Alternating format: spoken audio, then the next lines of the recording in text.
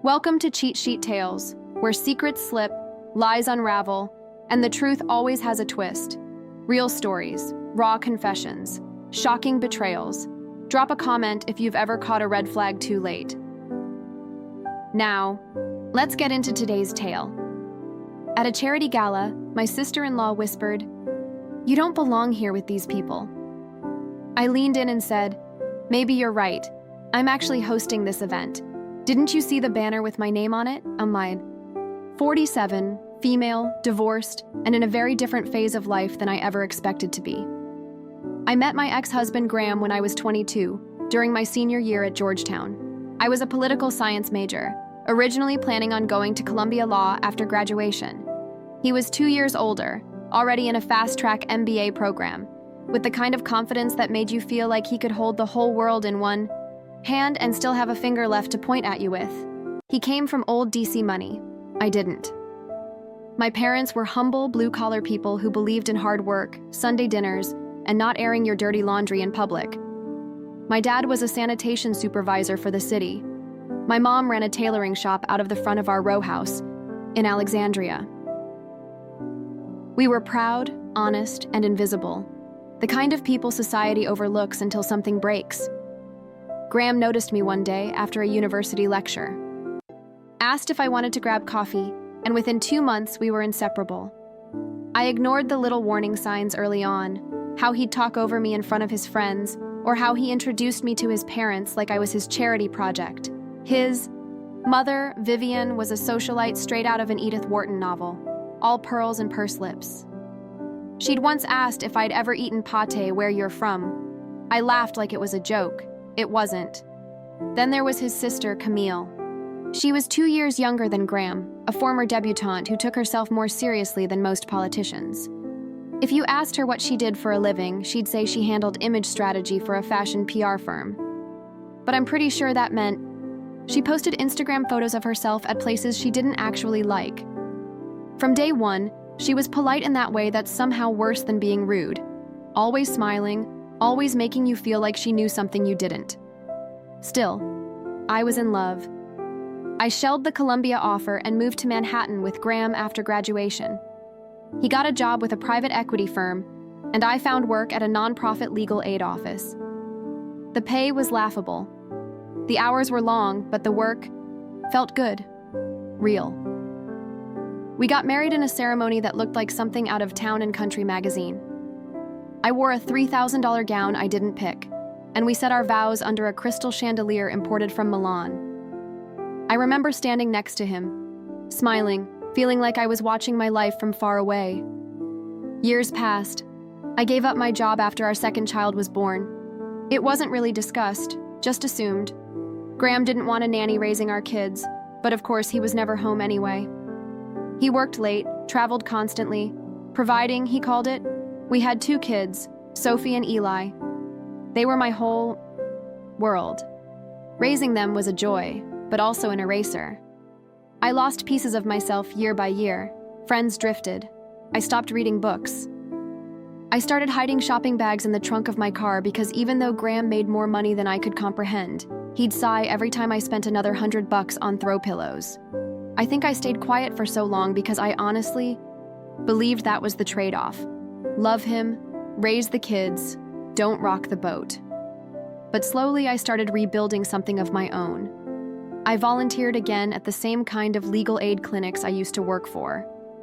It started small, helping women navigate custody paperwork, connecting them with shelters or translators.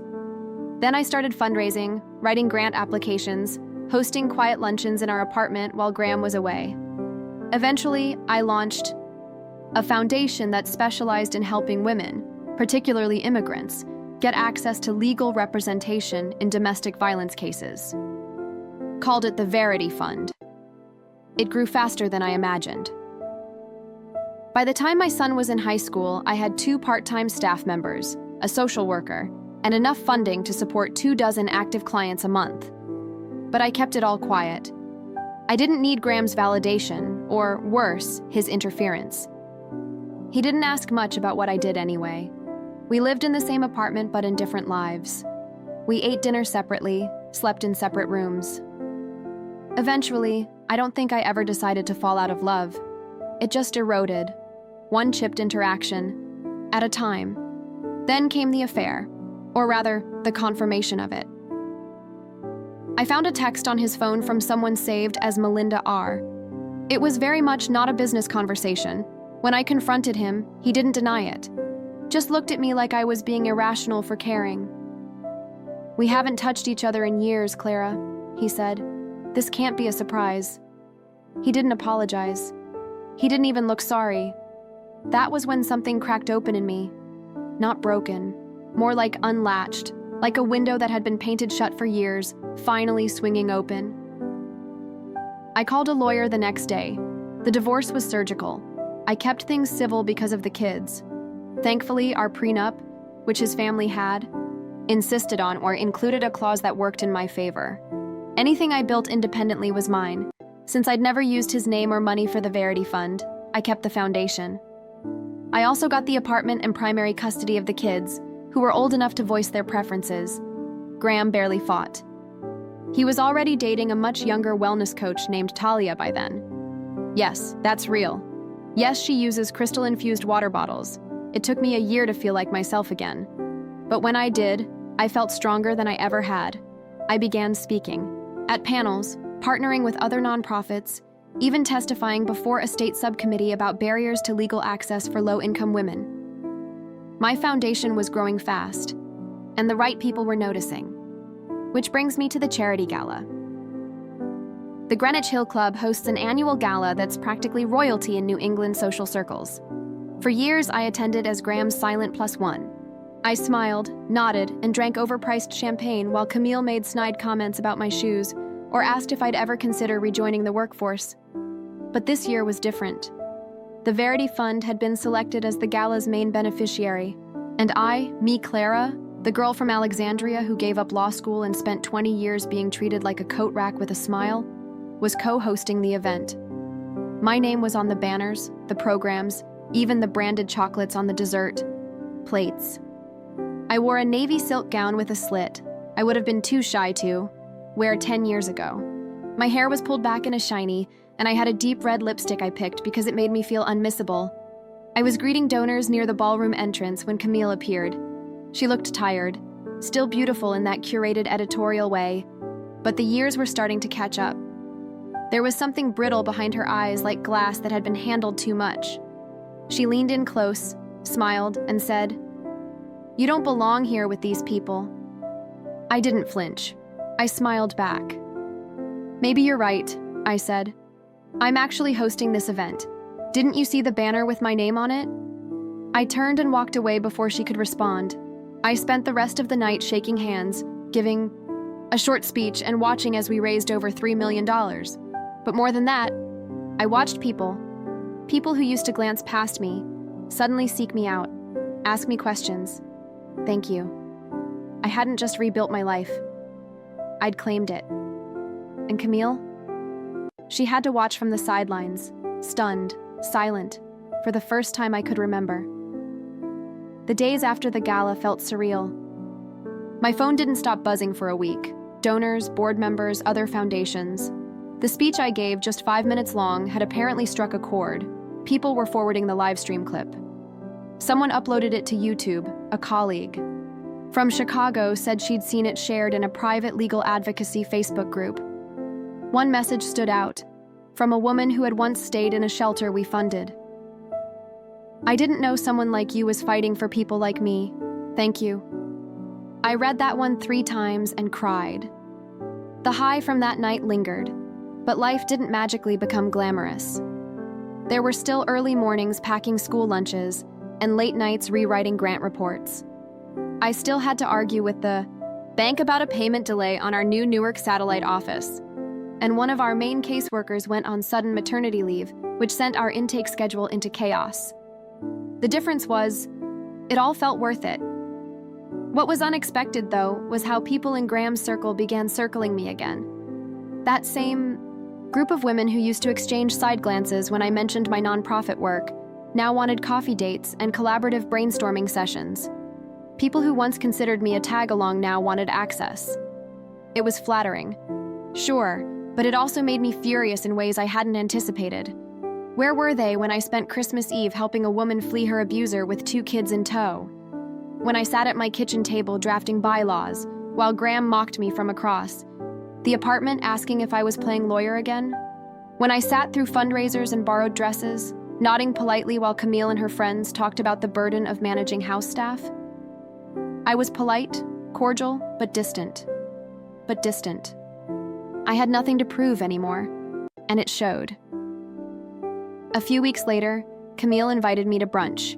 It came in the form of a handwritten card, monogrammed, of course, delivered via courier to my office. The note read, "Clara, I thought it might be nice for us to reconnect. Just us.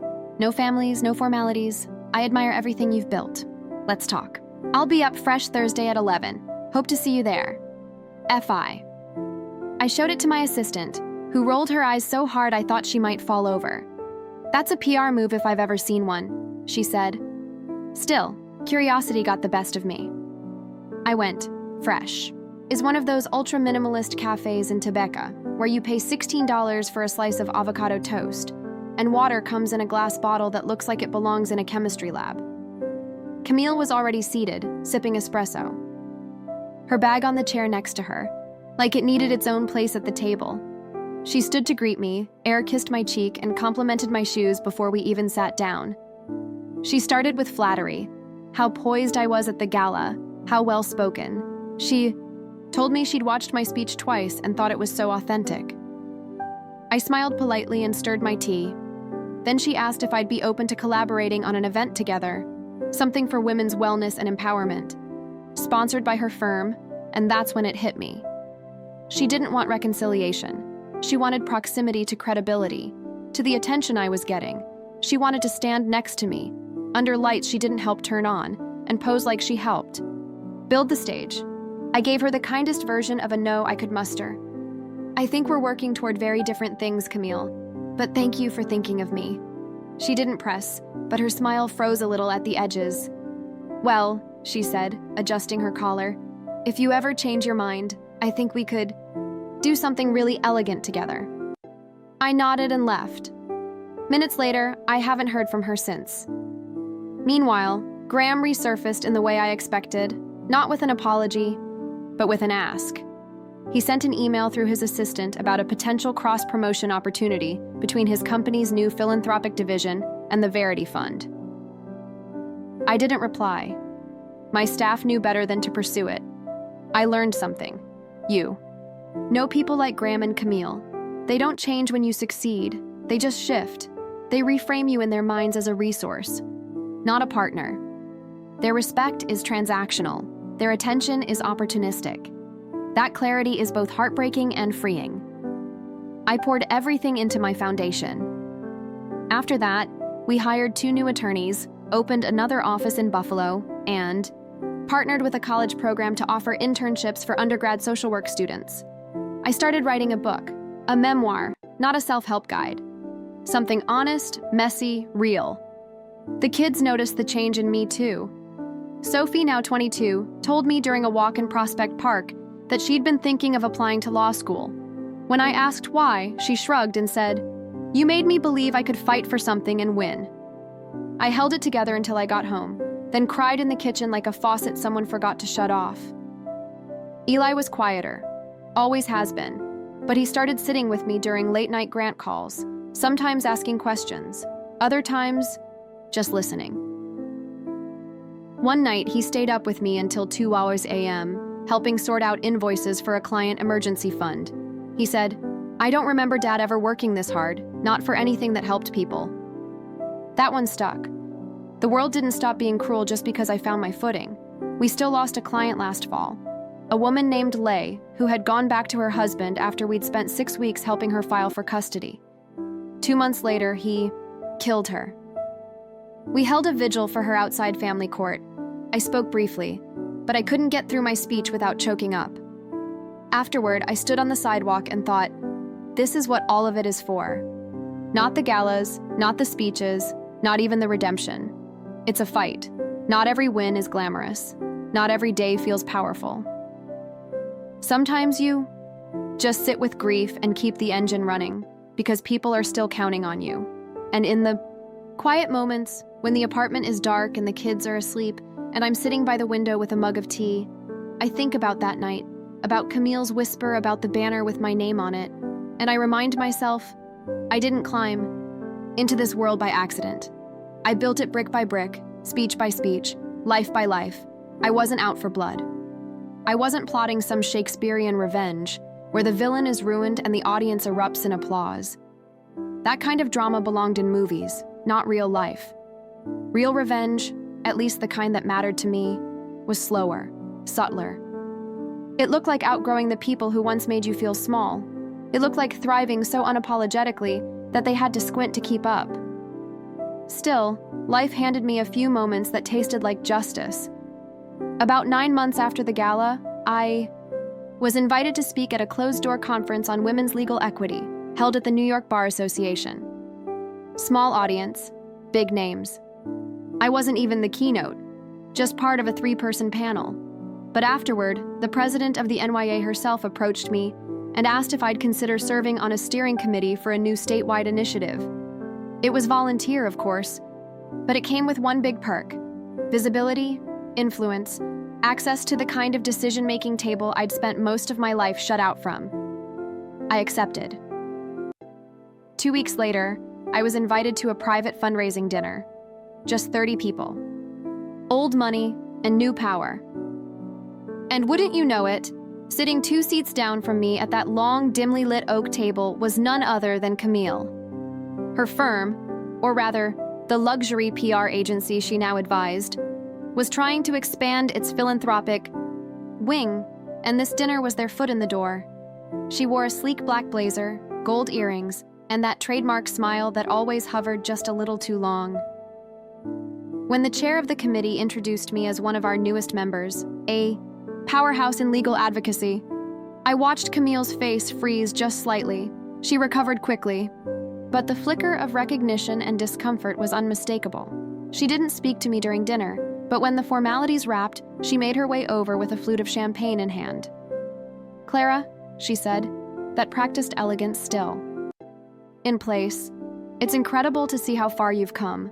I smiled. "Thank you. It's been a long road." She hesitated, then added, "I hope there's no bad blood between us. We've both grown, and in this world, relationships matter. I think we could really help each other now." I tilted my head slightly, studying her. The old me would have nodded, would have said, "Of course," even while my stomach turned. "But not anymore, Camille," I said gently but clearly. "You're right. Relationships do matter. That's why I've learned to only build them with people who see my worth before the world does." She blinked. Her mouth opened slightly, the beginning of a retort, or maybe a defense. But I touched her arm lightly and smiled. "I wish you well. Truly, but I've spent enough of my life chasing rooms where I wasn't welcomed. Now I build my own." And then I walked away. Not with anger, not with gloating, just peace. That moment stayed with me. It was the exhale I didn't know I'd been holding for 20 years. In the months that followed, I continued growing the foundation. We opened 2 more offices, one in Richmond, one in New Haven. I hired a media consultant to help amplify our work. Not because I needed attention, but because we were helping women in ways no one else was, and I didn't want it hidden anymore. Graham sent a long email at one point. It came after a piece in the Times about our work with incarcerated mothers. Gained some traction. He congratulated me, said he was proud, and mentioned that he'd always known I had potential. I didn't respond. Sophie graduated from Columbia Law last spring. She gave a commencement speech. Halfway through, she looked out at the crowd and said, "Everything I know about justice, about advocacy, I learned from my mother. She didn't just teach me how to fight, she showed me why it matters." Cried so hard I thought I might choke. Eli held my hand the whole time. I still live in the same brownstone in Park Slope. Still walk to the farmer's market on Sundays. Still get teary when I read our client testimonials. My life isn't perfect. It isn't easy, but it's mine. And Camille? She's still on the edges. Occasionally, her name shows up in industry newsletters or social announcements. Her firm has pivoted again, this time to cause-driven branding, whatever that means. She's still trying to stay relevant in a world that's evolving faster than she can. I don't hate her. I don't think about her often, but sometimes, when I see my name on a program or walk into a room where I'm no longer the +1, but the reason people showed up, I remember her whisper at that gala.